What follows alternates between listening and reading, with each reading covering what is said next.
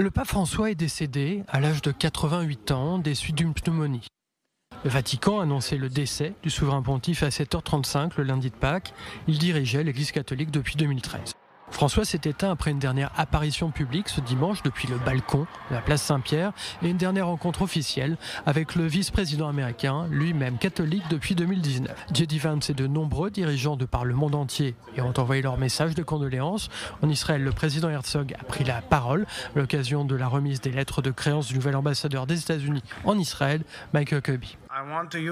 Je tiens à profiter de cette tribune pour présenter mes plus sincères condoléances au monde chrétien, au monde catholique et aux communautés chrétiennes ici en Israël, en Terre Sainte et aux catholiques aux États-Unis pour la grande perte qu'ils ont subie à la suite du décès de sa sainteté le pape François.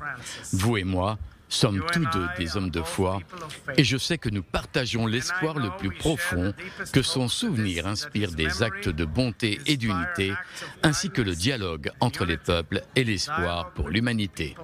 François a été le troisième pape consécutif à décrire l'antisémitisme comme un péché incompatible avec la foi chrétienne et à se rendre en Israël.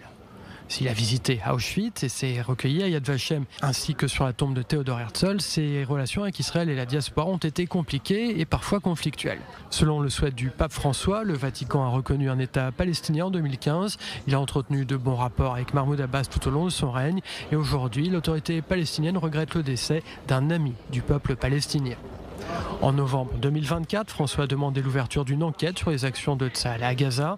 En décembre, le pape a condamné les frappes aériennes sur la bande côtière, mais ne s'est pas exprimé sur l'utilisation de la population gazaoui comme bouclier humain ou le terrorisme palestinien en général. Un mois plus tôt, François avait prié devant une crèche représentant l'enfant Jésus allongé sur un foulard palestinien. Cette représentation anachronique a choqué dans le monde entier et a été retirée au bout de quelques jours. À l'occasion de son dernier message prononcé ce dimanche de Pâques, François s'est inquiété de la montée de l'antisémitisme dans le monde entier.